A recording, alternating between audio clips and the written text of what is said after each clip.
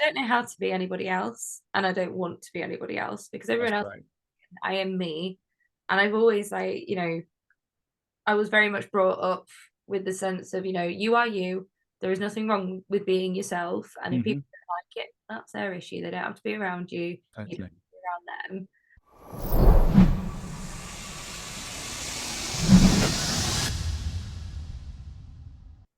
Hey everyone, Nikki here, and welcome to the Riff Yard. I am joined by one of the UK's fastest rising country stars, Emilia Quinn. How you doing?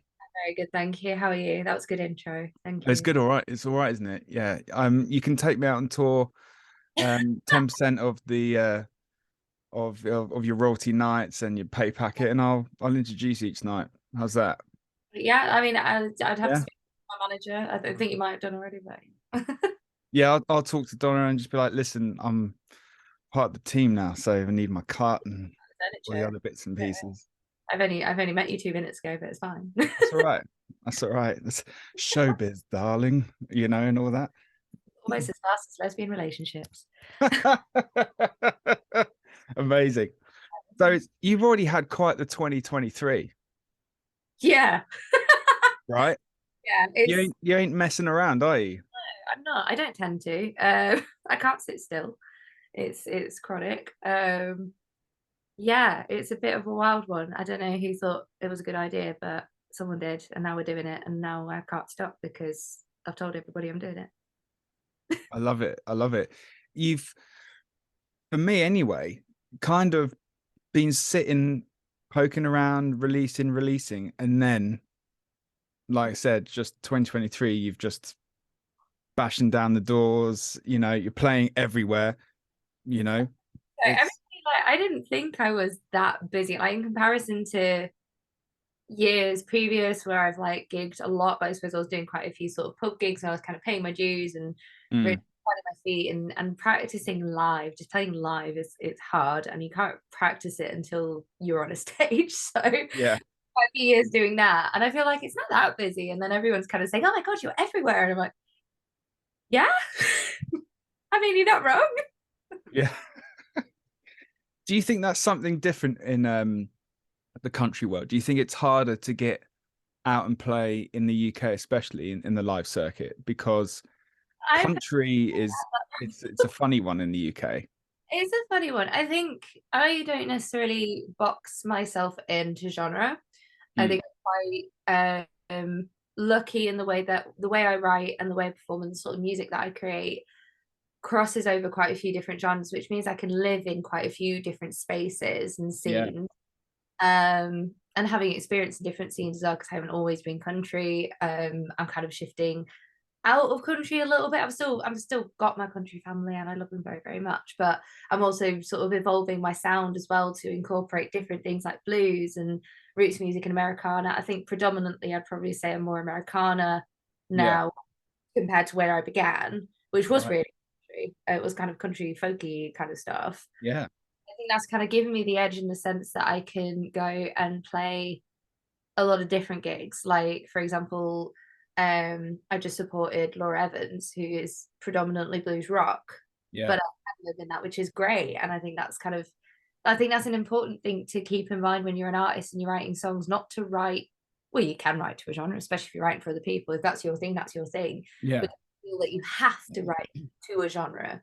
Like a lot of the songs that I write that I wouldn't necessarily use for myself are not my genre that I prefer singing, and that's okay. There's nothing wrong with that. So yeah, that's I think that's kind of where I sit. So going back to your question, I've massively struggled getting gigs in the scene because it's kind of a few different scenes. And it's great, and the country scene is surprisingly big.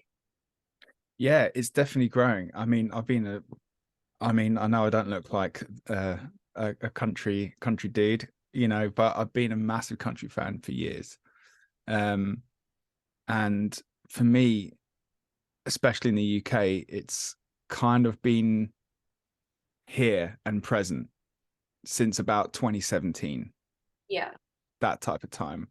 But since then, it is, it's gone mad. It's yeah, it is, to me, it seems to have overtaken the stereotypical, you know, singer-songwriter type of thing, which I think some people get the two confused sometimes.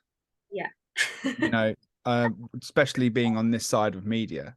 Yeah. When you're looking at it, you know, I see people reporting on certain artists and saying singer-songwriter, and I'm like, I don't think that person would appreciate that. But then equally, if someone is, and nothing wrong with the singer-songwriter label, of course, you know, but you know that equally there's going to be people like, yo, I'm a country artist, I'm not a singer-songwriter, you know. So I think there's this kind of juggling act in some of the press anyway. Yeah, and like I think some media outlets and some people even, they kind of see country, well, for the reaction that I think I've gotten the most from people who aren't necessarily massive music fans or not really like in the scene or in the industry or anything like that, they're kind of going, oh, country and western. I'm like, no. Yeah, things have moved on since Hank Williams, you know. Like my buddy's called Hank, so you know. Yeah, of course, right. But yeah, I think there's country is so, I think what attracted me to country in the first place is that it is so broad, and it's, I've always said this, it's almost its own music industry within the genre, because there are so many subgenres and ways of doing it and ways of being country. And like the thing that really kind of brought the crossovers and things like that to light and caused a lot of drama in the scene and in the industry as well was Old Town Road, Little Nas X. And I thought, you know what, actually, I really love that conversation's happening, because I think in a sense, yes, it is. Yes, it is country, because it does employs the instrumentation, it's the storytelling, the theme in the lyrics that, you know, they're country. So why not? It's not just country, it's country and hip hop or country pop or whatever you want to call it. Yeah. But that is just like, that's one extreme end of a spectrum that has all these different kinds of music in that we can all kind of live in. And I think everybody could write a country song. It doesn't mean that you have to be a full-on country artist and that's the only way you're allowed to do country music. I think everybody should experience it, because the love and the intensity of the country fans, like, they are so supportive. They are the first ones to jump in, you know, when you're announcing something, they're celebrating with you, they really follow on, like they remember details I don't even remember. I'm just like, yeah, said that happened, oh yeah, sure, I'll take your word for it.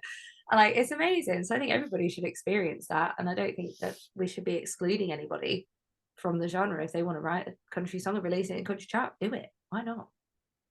Yeah, and I want to touch on something you said there that you know, I've thought about, and I've seen this type of comment float around a few times, is that people say, if you're not from the US, you can't be country. So I've seen people say, I know, right? Yeah, like, oh God, that argument, you know. But you know, especially in the UK, people are going like, how can you be like country and Americana, but in the UK it's like country in the UK is not the same as, you know, and it's like, you don't have to be a real farmer living on a farm, you know, you type of thing. It's not, you know, it's not all that. Like, half the people in the US aren't riding combine harvesters every other day. You know, exactly, right? Yeah. They can come from all over the states, and I think there's probably a little bit of in that, you know, within the states as well. You know, if you're from the north or if you're from New York, you can't be a country musician. What are you on about? And I think anybody can. It's you know, it's called country. It doesn't mean you have to be from the country, and it doesn't mean you have to be from a specific country either. And my argument to that is actually country music is made up of a lot of pre-existing genres. Yeah. And from a lot of different cultures and communities. I mean, you look at the history of the banjo alone and where that's come from, and it's come from, you know, Africa and things like that, and using those skins. And it's kind of like, and where did the people from the US come from originally? Like, sorry, excuse me. Yeah, totally. Yeah. I've got questions. Yeah, no, that's great. Because, you know, I remember when John Pardy came out, and people were like, but he's Californian. And it's like, well, it's like, all right, it gets a bit more sunshine than he does in Nashville, right? You know, like, come on, you know. I think country is summed up by the storytelling. I think that's the key of country music, is the storytelling. If you can tell a story in your song, then you can write country music. And I think that the majority of, good songwriters, they can do that. So a good song is a good song, no matter what genre it is. Just Totally, don't man. box people out of things. And don't box people into things either. If they want to be something else, that's fine. Yeah. You Yeah, it is interesting with that, isn't it? It's I suppose like most genres, they do come with some sort of stigma attached to them in some sort of way, and all this other crap. If you're not actually doing it mm, like yourself, people from, I don't know, a punk rock background will probably be like, be like, that's not punk. yeah, exactly, and all that stuff. Punk. Yeah, totally. I think, like you said in there, and well said, I think, you got to look at the makeup of what makes the song there. And country music is about storytelling and the instrumentation behind it. That's it. Just because you're not born bred Nashville drinking Jack Daniels all day, it doesn't mean that you can't write a ripping country song, Exactly. And like, music is there, it's a form of communication. Yeah, it's entertaining and things like that, and there's a lot more to it now, but ultimately it is a form of communication. Mm, Why exclude people from communicating their message, which someone could really need? yeah. Someone to see themselves represented somewhere. Someone could just need those particular lyrics on that day. They might not even be a fan of the genre, but that's one song really connects with them. Who is anybody to say, oh no, you can't do that, that's not your genre, you don't exist there, you shouldn't do that? Mm, No one's choice. It is ultimately the artist's choice to do whatever the hell they want. 100%. And I think, credit to the UK country fans. They're some of the most loyal I've ever come across in any genre. 100%. And they really, what is great actually, um, probably more than any other genre, is that they really get behind grassroots, Mm-hmm. fresh new artists, young talent. Yeah. And that's so good to see, because you just know that like in 5 to 10 years that, whatever the scene is like now, it's going to be like mega by that time. I hope so. And it's the people that are here now, and it's those dedicated people that are helping build the scene, because without them, Mm, there wouldn't be one. There wouldn't be anybody coming to the shows, and you can really count on them. And I think that's so special, especially as an independent artist, as an upcoming artist. It's so, it's such a privilege to be able to count on people to have your back and support you and enjoy what you do, and kind of, I'm not saying they have to. I'm not saying they should enjoy every single. If you're a fan of one of my songs, you're a fan of all of them. You don't have to be, but that someone somewhere is going to be listening to it, and they're gonna, be there for you, and they're gonna congratulate you, whether they're coming to the show or not. They'll congratulate you on getting it, and I think that's really, it gives a real boost in an industry that can be really, really difficult. yeah. Well said. I mean, you got to look at I suppose I want to say explosion. It's a bit of a cheesy way to say it, but it probably feels that way since pandemic. But there's so many great country Americana festivals and things just popping around now, Mhm. and they're the real deal. They're putting the effort in and really trying to bring that feeling along with it. As well as getting artists from across the seas to come and like, hey, the UK's got a big scene here too, man. There's, I mean, you've already played some festivals this year, right? I played the Country on the Clyde. I think I might be wrong when I say this. I think that was the first festival of the year. I want to say it was, because it's only March, so it must be. They've all bled into one at this point. But yeah, Country on the Clyde up in Glasgow, and that sold out, which is just kind of a testament, on C2C weekend as well, which is kind of a testament to Yeah, how hardcore these country fans are, that they can come and sell out that show on a weekend where there's something massive going on. I mean, granted, it's in the day and it's kind of complimentary, which is what I love about it, is that it's complimentary to C2C as well. yeah, But I know, especially this year, everybody's in a bit of a tough position. So the fact that people are still going out and buying tickets for the shows that they believe in, the genre they believe in, the artists they believe in, that's probably means even more now than it's ever done. Yeah, absolutely. I mean, we've got like, Black Deer Festival, and of course you've got like C2C, which is obviously like it's the Glastonbury of country music Yeah. festivals in the UK. Did you get have you been to Black Deer before? I have not. It's on my bucket list. It was I went when did I go? In 2018 I went there, and I was working for a PR firm at the time, and they were looking after Sonia Lee. Ah, yeah. Yeah. Oh, God, just a phenomenal artist, just a prolific songwriter. Talk Like, about variety as well, and oh God. genres and blurring lines. That's one of the things I really like about her, is that she does not stick to one thing. She's like, this is who I am, this is my personality in my songs, take it or leave it. Yeah, absolutely. And she's kind of like the gold standard in like, here's a song. It might not be just this one, not just plain old country, but it's got this and it's got that, and it's still going to be great. Yeah. And she's writing for other people and stuff. It's just, she's a real great example of the etiquette in the songwriting, especially in the genre and stuff. She's fabulous. And I met artists like Katie Hurt there for the first time, who's another just prolific songwriter, really. Yeah, it was a fantastic festival. It really, really got into like, Making me want to go even more now. yeah, it was a great time, man. And that was the first time for me that I felt the country buzz, really starting to like kick off. And it was it just made me yearn for it even more. It's amazing.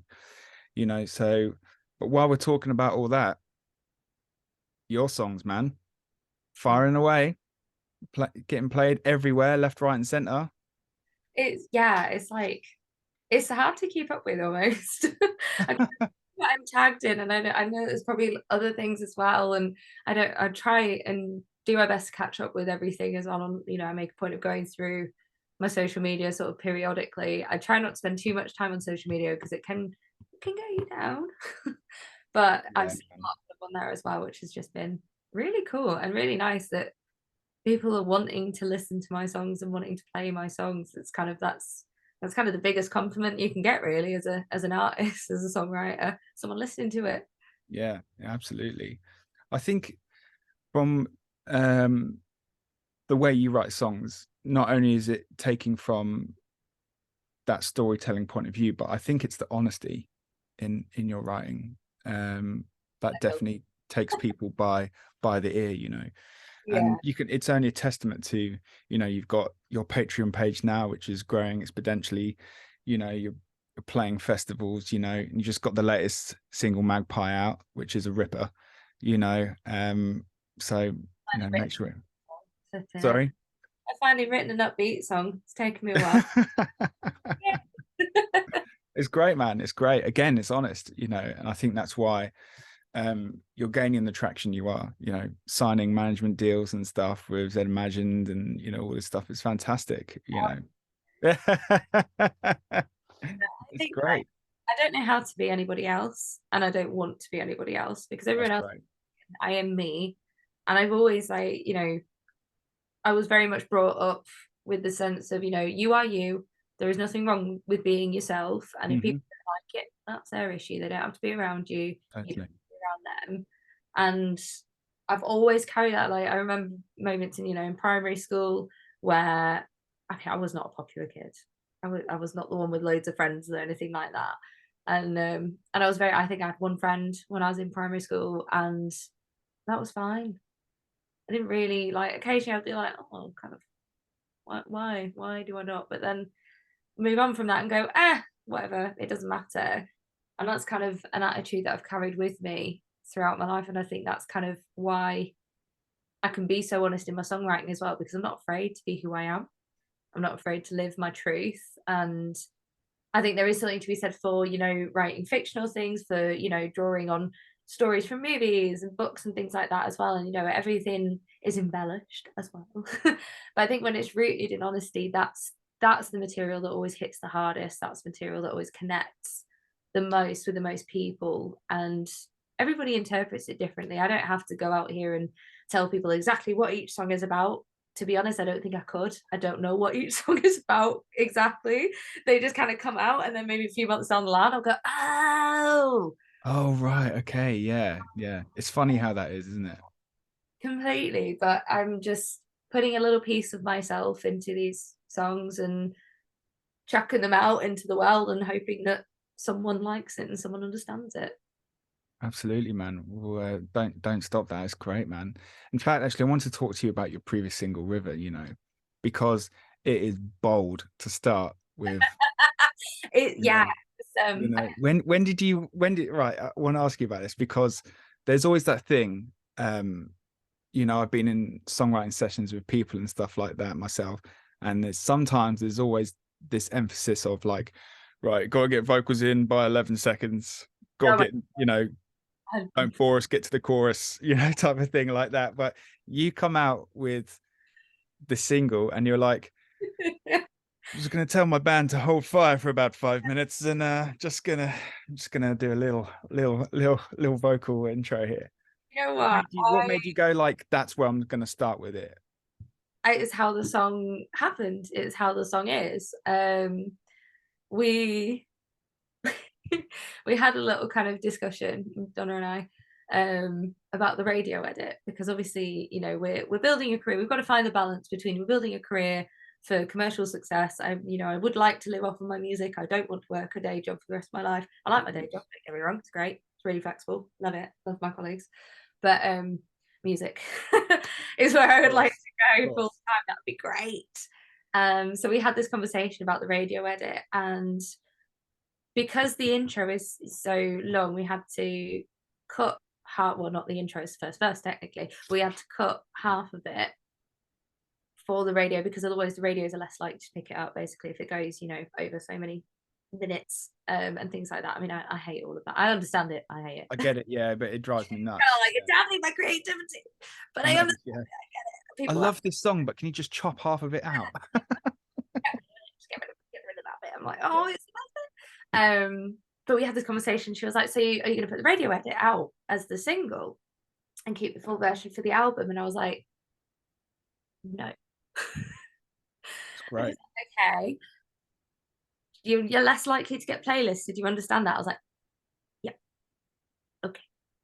I will take that hit because I understand for the radio, we did it for the radios. We put that out there. And I didn't mind that so much because it kind of left something to the imagination to sort of be discovered on release day. Fair enough. Of course, yeah. But I just could not bring myself to put was essentially half a song out. I get the reasoning behind it. I was like, I really understand it, but please roll with me on this one because that is not the song. The song has that second half of that first verse. And to be honest, it's my favourite bit of vocal as well when it goes up the fire. I was like, I really want to because it sounds really good. I'm really proud of that one. That was one continuous take. I really want to put that in. Yeah. And it kind of, and she was like, yeah, what, you're the artist ultimately, you know, it's up to you. You've got to keep your integrity and all that. And I was like, okay, cool. And I'm really grateful to her for understanding that because I was kind of like, I know this is not what you want to do, but please. And yeah, and I kind of didn't really, apart from that moment when we were preparing to release it, any of the writing, any of the rest of it, I didn't really put too much thought into that side of the, okay, well, you know, if I write this, then it won't go onto this because I don't write for radio. I don't write to release. I don't write for anybody else but myself. And it just happens that I have songs that I would like to share with other people and they find, you know, meaning and comfort and whatever else in it. But ultimately, I think, yeah, I don't write for anyone else. And that's why my songs don't necessarily follow a standard, as it were, kind of. Yeah, but, you know, that's great. Because, you know, again, I was saying keeping that honesty while also having those traditional values of specific genres, or I'm going to take a bit from that genre, I'll take a bit from that genre, but ultimately it's you, and ultimately it's still being that honesty thing. And I always say this to people writing songs, it's like it really doesn't matter about you got to do this 11-second crap or do that. That's when Be brave and be honest. That's when if you start writing for anybody else, if you're just writing to be creative and you're not, obviously writing to a brief, writing for other people, it's different. When you are a commercial songwriter, that is very different, and that's a job itself, and it has got, things that you need to go with, and that's fine. There's nothing wrong with that. But if you're writing for the sake of writing, or you're just writing because you are a songwriter and an artist, and that's how your journey is going, the minute you start thinking, right, well, this needs to have this certain sound, and it needs to be this length, and it needs to kick in by 30 seconds, or it's less than that now. And the minute you start doing all of that, that's when you get writer's block. That's when your brain just goes, oh, I can't do it. Can't do anything good. Yeah. You're not just letting your soul speak, your heart and your soul. You're bogged down by all these restrictions. You can go back and edit. You can go back to your song that you've written and go, okay, well, now I need to, speed that up. Can I move anything here? Can I take anything out? But initially, like, if you're a songwriter, do yourself a favor, just write whatever the hell you want, whatever you're feeling, just do it, put it on paper, put it on a voice note, write however you write, and then go back to it. If you really have to, then go back to it and make those commercial industry standard changes. Don't box yourself in like that. Absolutely. Great advice there. Great advice. What is your process for writing then? Do you have a set way? That's, I know it was a great link, right? Great link. Oh my God. Yeah. What's the answer we thought of this? No, I'm joking. I don't have one. If I'm being completely honest, I don't have one. Usually I'm doing something else. Oh, I'm supposed to be doing something else, and I'm supposed to be getting ready to go somewhere. And it's like, as I'm ready to walk out the door, ooh, a line. That's my, and I have to do it then and there, or it runs away and it gets scared, and I never see it again. And I'm like, oh my God, no, I've got to write this now. Or the middle of the night, which my other half really, really enjoys. She's always like, oh, what are you doing? Why are you getting up? I'm like, I'm writing. She's like, I don't understand. Get back to bed. But she usually gets up and listens on the stairs. That's my music room, because I've got my music room on the stairs right there. So she sits on the stairs and listens. That's awesome. What I'm writing. But yeah, no, there's no, for me, it's just very much as it happens, as inspiration strikes. Like yesterday, I was going through way old lyrics that I had like scattered around. I was collecting all of them and just kind of like keeping them in the folder, future reference, little ideas and things like that. And I kind of finished a song that I'd written, and I didn't like it at the time that I wrote it, but I finished it off and I kind of reworked it a little bit, and I actually really like it now, so I might do something with it. That's awesome, man. That's awesome. No set process for me. I'm just one of those scatty. It's hard, isn't it? There are times when you're in like a good writing wave, and you may come up with like patterns and formulas, not in terms of what the song is constructed, but how it's created, and you go, well, that's working. It's like someone going, well, I can only write wearing my lucky slippers or something, it's like I need, type of thing. It's and then it changes, and then it stops working, and you've got to find the next thing. I get so mad before I write a song. Like I can feel it coming. It's a cycle, and I've worked out. I mean, I've been writing since I was 11, so like nearly 15 years. Oh my God. I'm not saying that out loud again. I'll edit that. I've worked out what the cycle is, and I write in clusters. I'm in a cluster at the moment. I did 2 songs yesterday. I've been writing loads, and then I'll go dry for ages, and I'll be like, oh my God, I don't know how to write anymore. I haven't written a song in ages. And then I'll kind of start getting an itch, like, I want to write something. It's really annoying me, and I get really wound up. And it's like, physically, like, I get really angry about it, and I'll be going, I need to write a song. And then I'll just go into another cluster and write a whole bunch more, and I'll be like, I'm amazing, I'm a great songwriter, and then it starts over. It's exhausting, but it's great. Yeah. Do you end up writing for any other people then? Not currently. I've co-written a couple of songs. The first co-write I ever did actually was with an artist called Finola, who is about to start releasing again, which I'm so excited about. She took a little break, and I was like, don't quit though. She's like, no, I'll be back. But we co-wrote a song, and she was amazing, bless her. She'd done a few co-writes before, and she really guided me throughout the process. And it was over Zoom because it was lockdown. And we wrote a song called Games, which we ended up releasing as a duet. So that was quite fun for my first co-write to be a single, and then that put the pressure for the rest of the co-writes, which was wonderful. Yeah. I was like, oh no, we've set the bar too high. And then I co-wrote a song with Louise Parker as well, which she released, which is kind of more of a pop kind of vibe. I think I was there for kind of the innuendos, really. And I was like, I'm definitely getting the word RYM in a song. And she was like, you're not going to get it. I was like, yes, I am. And I absolutely did. And yes, it is what it sounds like. It is supposed to mean that.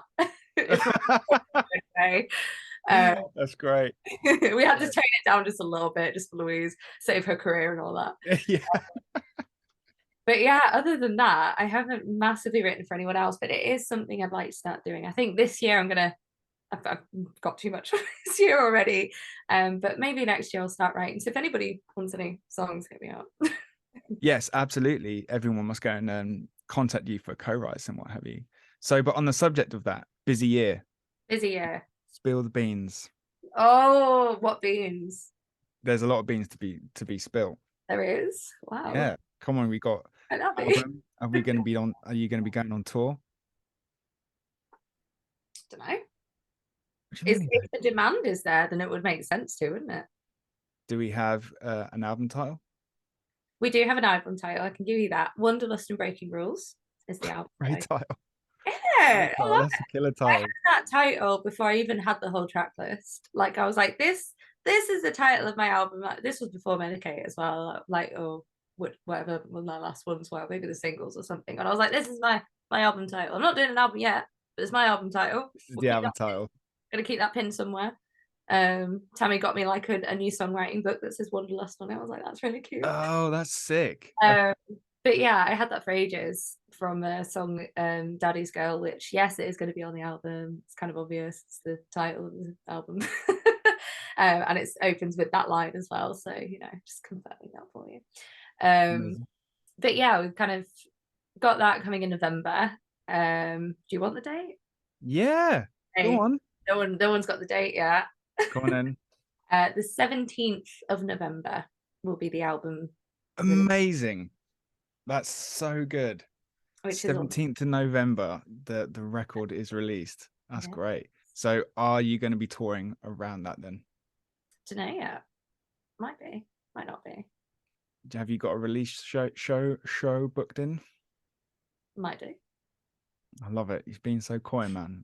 It's good. So what are we going to be expecting from the record? I'm gonna be expecting a lot of breaking rules, which we kind of have already, with River and all that kind of stuff. Yeah. There will be, so we've had Magpie, we've had River, which is the first two singles. There's gonna be another two singles coming from the album. One of them, the next one will be coming quite soon, actually. And then the other one, we're gonna have a little break in the summer, just so everybody's expecting it, because I am in fact getting married in the summer, so we had to have congratulations, man. That's amazing. So yeah, I was like, I'm not having a release campaign while I'm also getting married and doing my wedding and honeymooning and all this stuff. It's just too much, so we're having a little break in between, but there'll be plenty of news going out, and little bits and pieces in between those two singles, and then we'll have another one a couple months before the album, and then the album. And it's kind of like I kind of mentioned before, I'm kind of shifting genres a little bit. I'm kind of blurring lines, blending. These all sort of come from myself, my personality, my heart, as always. They're all quite, honest, as you say. But they're not necessarily all brand new. Some of the songs I wrote years ago, when I was still doing my undergrad, so quite a long time ago. And they just happen to slot into this body of work. I don't necessarily go, right, I'm going to sit down and write an album. I'm going to write specifically for this body of work. I kind of collect songs, and if a few songs sort of start coming together, then I'm kind of like, oh, okay, there might be something in that. And that's what's happened with this album. It's, the same way as it happened with my EPs, it's just more tracks. It's a 10-track album. and give you that as well. Nice, amazing. Nice round number. I was like, I'm not going anything under 10, so I have to have 10. It was almost 12. And then I cut a couple of songs because I was like, they don't quite fit, so they might come up later. But yeah, 10-track album, November 17th. And yeah, I'm very excited for it. Very excited. It's a bit edgier, which is fun. I kind of get that vibe from obviously the first 2 songs that you've released already, you know, and like I said, the honesty, and it's definitely fearless. Yeah, we're challenging some kind of like standards here a little bit. I mean, we have been since doing the recording the whole album, so Very Humanist is 10 tracks, full band and everything. Everything aside from the backing vocals was recorded in 2 days. Oh right, so did you record it live? Pretty much, yeah. So the drums, the bass, the electric guitar, the acoustic guitar, and the vocals, lead vocals. I think almost every track on there, bar maybe a word in one of them. I think I messed up on one word, and I was like, that my voice broke on it, and we just subbed in another word for it. But otherwise, everything is just a continuous take, live tracked, no click track either, just as we play it live. So it's kind of really got that energy, which is really nice. Awesome. Because that's kind of where the magic lies, and you kind of feed off of each other. When you're playing live, it's different, you know, to when you kind of like, okay, let's do drums and then let's do bass. You really bounce off the energy going into it, and each take is different. So it's not like we can go back and just be like, oh, just lay over this bit a little bit. Like we did that with the solos, but even then he's like, we literally did the track solo, because we were very much still in that moment and that energy. And it's really captured that live sound, because it's very different, really different recording to live. So yeah, we've managed to bottle it out, put it on record. That is amazing, man. It's been a while since I've heard anyone do like really anchoring down a record for that. You know, people do the odd song like that and try and do, but a whole album in 2 days, it was intense. It was like pretty much, you know, 2 12-hour days, a lot. You know, but we kind of got into a rhythm, which was really nice. And I'm super grateful to my band as well. Like they are incredible musicians in their own right, and to have them sort of back me and play my songs and put so much love themselves into my songs as well. It's, you know, it's a huge honor. And we got into a rhythm. We kind of went, you know, a few takes. This was really new as well for a few of us, and myself included. I haven't recorded in the studio since Wrote Off, and Wrote Off was recorded just me and the sound engineer, who is now one of my very good friends. Always my mixing engineer now as well. He can't leave. He's not allowed to quit now. But that was just us two, so it was completely different to live tracking in the studio with a band. And yeah, it was just like the most insane experience, because once we got past those first few takes, like the first song, it was 2-3 takes per song, and we smashed it. And like I said, it's continuous as well. There's no edits. It's like one word on one song. I can't remember which song it is, but yeah, there's no edits in this. Man, that is awesome. That's awesome. Crazy. What was the prep like for that? A lot of rehearsing, because you don't want to go in and waste studio time either, because you're paying by the hour for these things. Yeah, a lot of rehearsing, a lot of sort of back and forth, doing demos and things like that as well, in the rehearsal room. So we kind of set up to be able to record the rehearsals and then say, okay, right, this bit we want to change that, or we're changing the structure here, or, you know, getting all those preps so that it was literally as if we were going to go and gig the album. Obviously with the advantage that we can just kind of hit delete if it was bad. But yeah, it was the same as a big gig prep, and just making sure that everybody was happy. Although you bring so much more crap to a studio, like kit wise, you can have so many like spare strings, plectrums. I have am I allowed to like swear? Yeah, of course you can. Okay. I have an old fuck bag, which is anything that you think, oh fuck, I've got it in my old fuck bag. So I brought that, and that was massive. I like padded out with everything I could possibly need, for everybody, not just for myself either. And like different drums and drum skins and sticks and all of it. And then obviously the snacks and the drinks and things like that. Of course. Studio snacks are so important. Honestly, it was like, I was like, how long are we actually moving into the studio for? There's so much stuff. But yeah, it was amazing. What was your studio snack of choice? Oh my God. So John, my guitarist, John W. Doyle is my guitarist. And he is also an artist, so definitely go check him out, John W. Doyle Music. But his partner, Ash, made, I think it was gingerbread, and they went down a storm. Oh my God, she's brilliant. She's a brilliant baker. And now she kind of packs him off with baked goods to each rehearsal, which is highly appreciated. But yeah, those gingerbreads were amazing. So I think that kind of was the choice of everybody. That's great, man. That's great. It's so refreshing to hear a record being done that way, because it is hard with different budget constraints, and especially as a solo artist like yourself, it's hard to kind of have a band, Mm-hmm. a set band. I know a lot of people that struggle with that, because people go, well, I want to be in a band. I want to, I don't want to be under someone's name and things. And I totally get that, but I think if you're playing good music, great songs with good people, that stuff kind of becomes a bit irrelevant. Yeah, I think it only works if the people in your band like what they're playing, because that's when they're going to put their soul into it. That's when they're really going to put the effort into it. If they're just playing for the sake of playing it, or for the sake that it's, oh, it's a paid gig, I'll just play this music, they're not getting in the groove, they're not getting in the vibe. And I'm so much about vibe, and that's a huge part of the reason that we tracked this live is for the vibe. I wanted to get the performance. I'm very much a performance over perfection kind of person as well. So in the record, you are going to hear little bits where room sound, or like the click of a pedal, or it's that atmosphere, because I'm not going to go back and just edit all that stuff out, because then it has no soul to it. It's got no life to it. And so to have a band that really enjoy what they're playing, they bring that as well, and they bring that attitude with them. And I've been in different bands before. I've had bands that are very much bands, and they're great.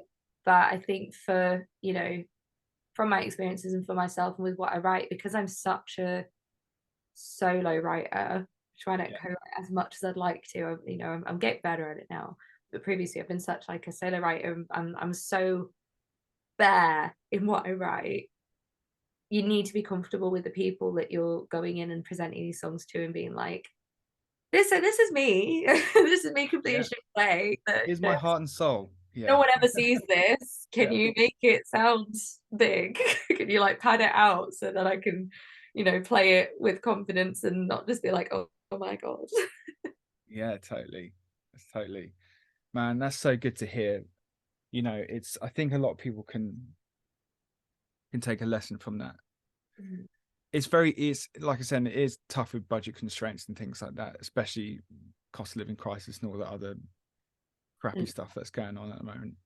It's hard to find time and money and get those two to kind of marry up, and then go and produce, like you said, here's my heart on my sleeve, please judge. It's like, everyone, here it is. And go mixing engineer, sending it, it's not just the band in that situation either. You've got the audio engineer in the studio who's working his magic, recording everything. We had Ben Harper at Motor Museum, nice. and he just gels straight away. I was a little bit apprehensive because it's a new person coming into this, we're quite close as a band as well, and kind of this tight knit group. And I was like, I really hope he gets on. I really hope he's got good banter as well, because that's so important to us. We joke around, and it's not always hugely appropriate. Because sometimes, like, the no filter kind of engages. Like I had a mug that has had a I heart my something on it, and I was like, this is a thing, this is just who I am. I'm just weird and funny and awkward and whatever, and I don't really care.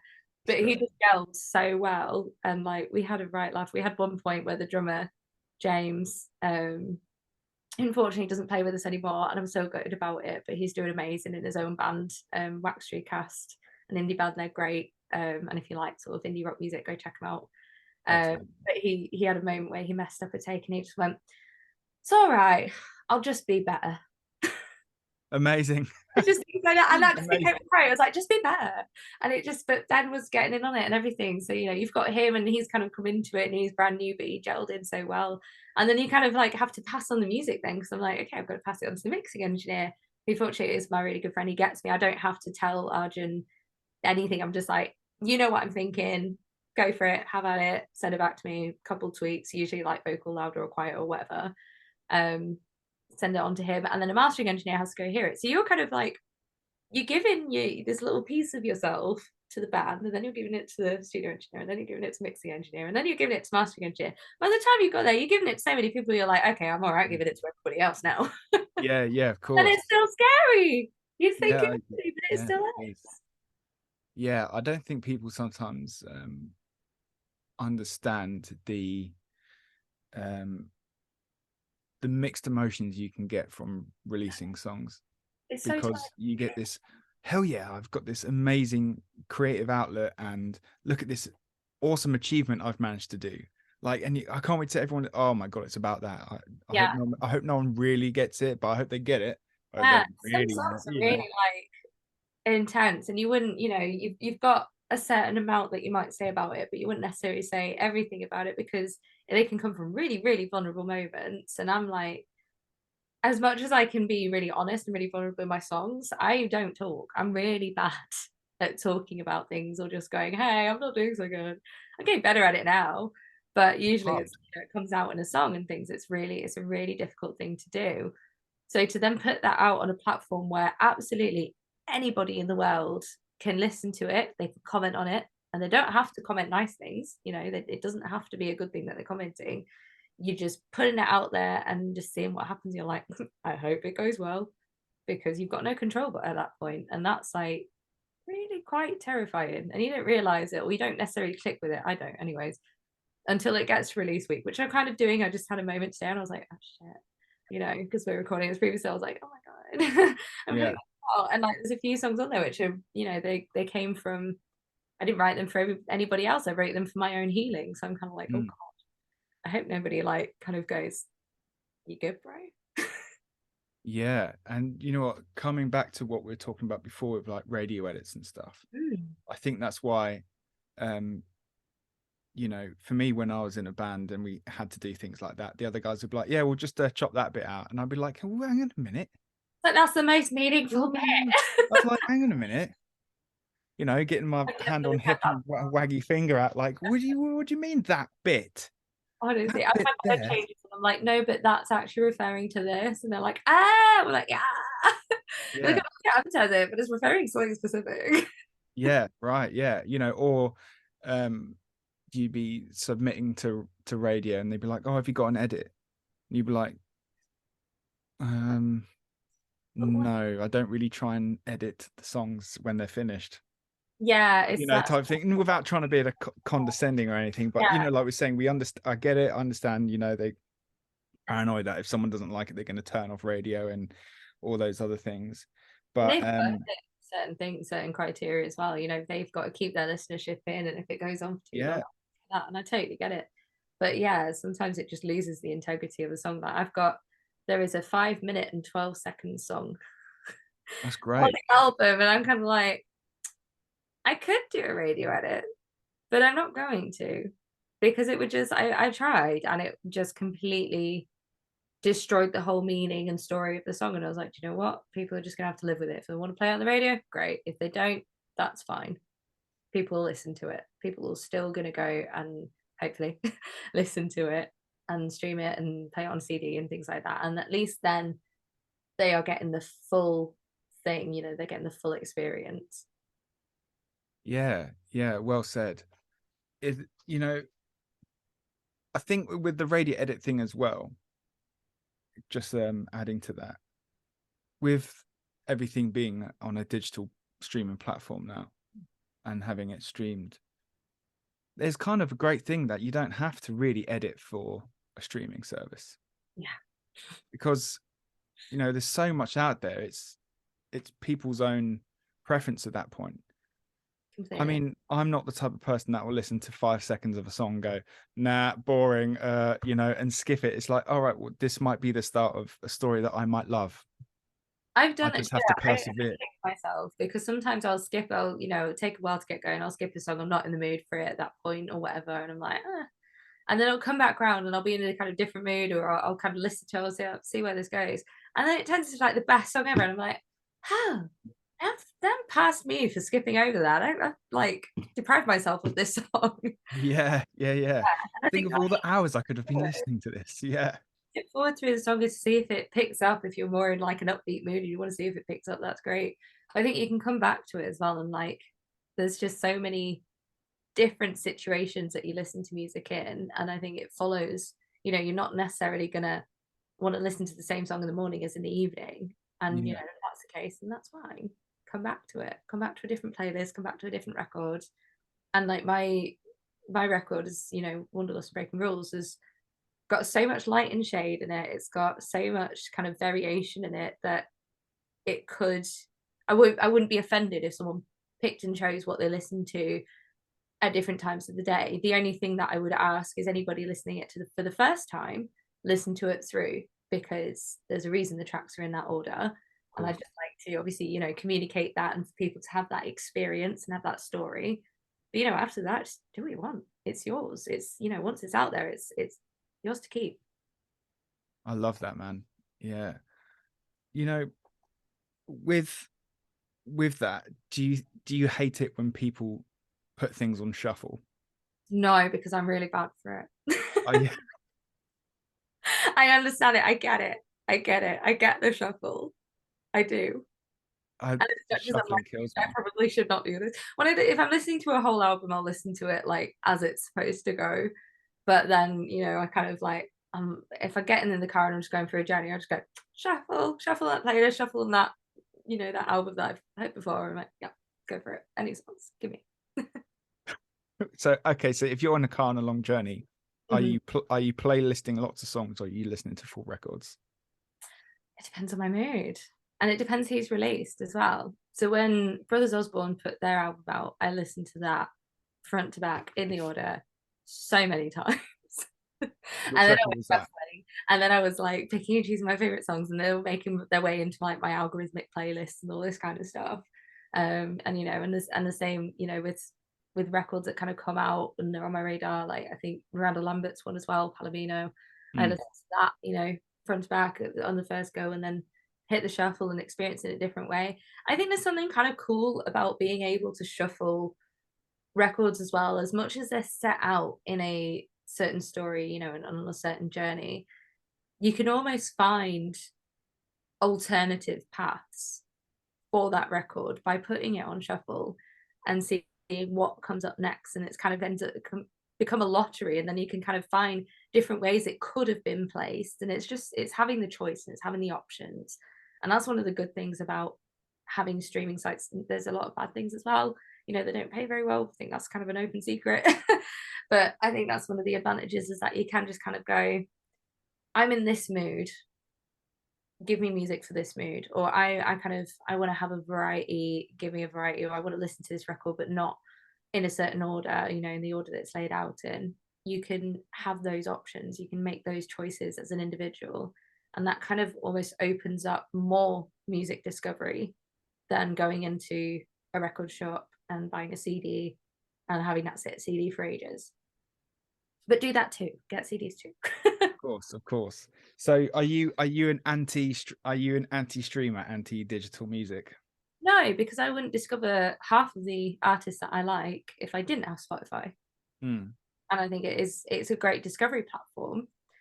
But I think what people and fans can do, and I think they do it as well, when you find an artist that you really, really like, make the step to go and find them on social media and follow their pages, go to their concerts, buy their merch, depending on how much you like this person. But I think there's kind of an expectation from some artists, industry wide. This is not aimed at anybody at all.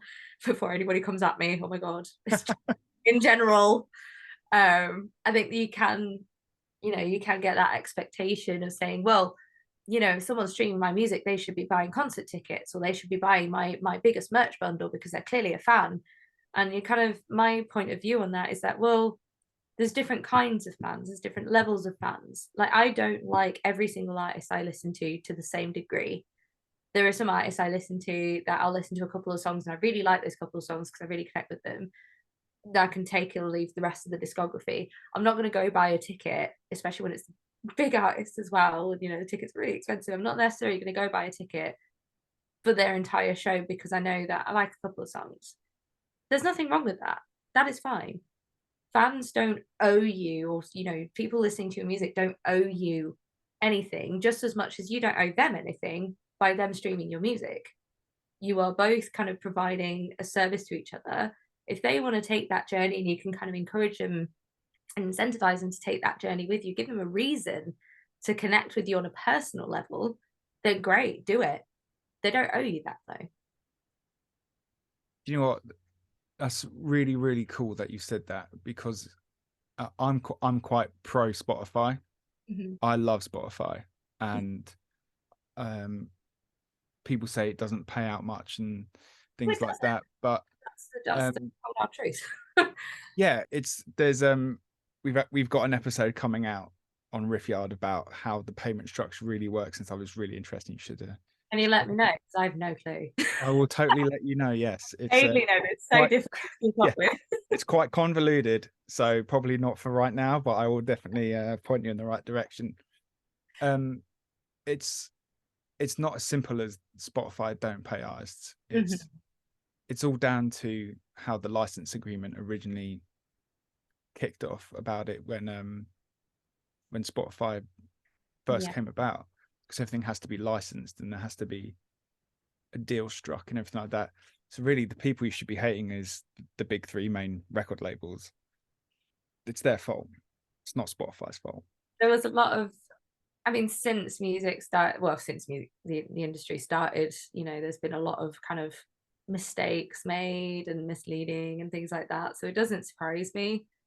And I think you know, if you even look a little bit into when music became digital, you know, MP3s became a thing, and essentially, you know, as I've researched it myself, you know, the labels kind of went, "It'll be fine, no one will do it," and they didn't put any protections in place. They did the same with CD. Oh, no one will steal off of CDs. It's not going to happen. They didn't put any protections in place, and it's kind of like, learn, learn from your mistakes, and you know, and I'd encourage every artist out there, whether you're releasing songs or not, if you are writing or doing anything creative, learn how to make sure you have proof of your royalty rights and your copyright.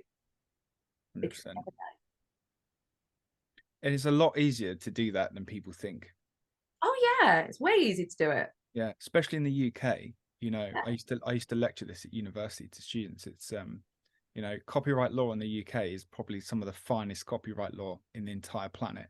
Like, you just have to kind of do minimal stuff to go like, yeah, well, I did this first. As long as you got like clear proof about it, you're solid, you're safe, and you will get back up and legal backing and everything like that if it ever came to it. You know, not many other places in the world who are like the US is like a minefield with that stuff, you know, and it can change state to state as well. Like, it's, you know, crazy.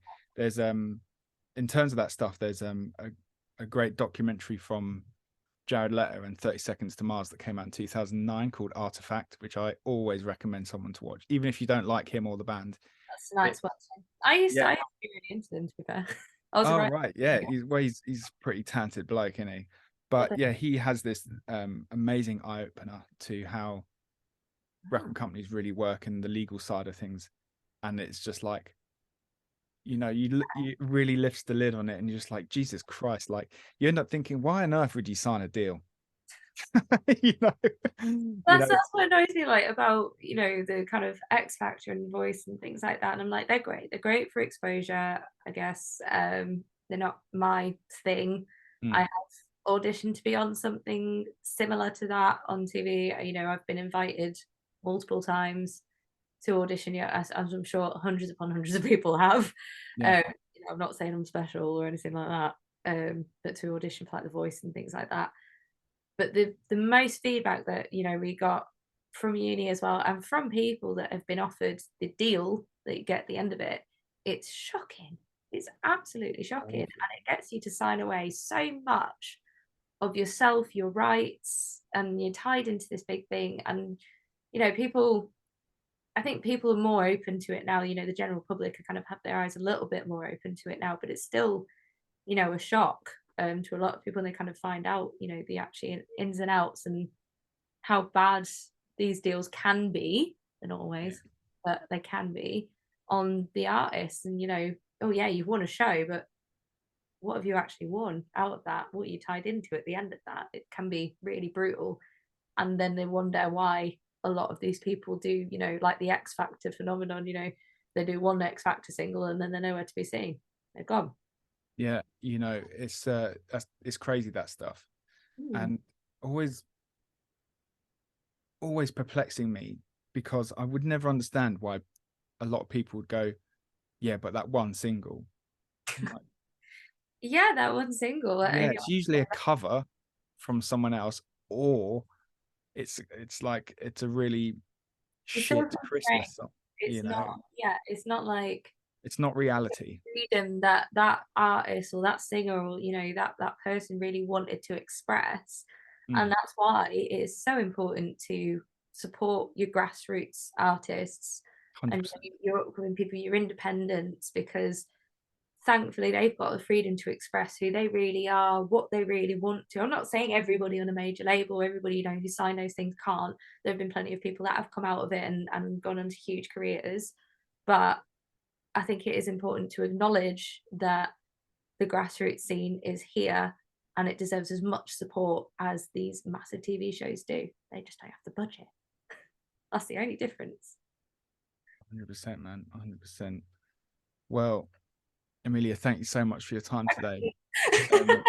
You know, that was great. Well got into it. I love that. I love being able to really shoot the shit there. It was awesome. You know, so where can everyone come and find you on socials?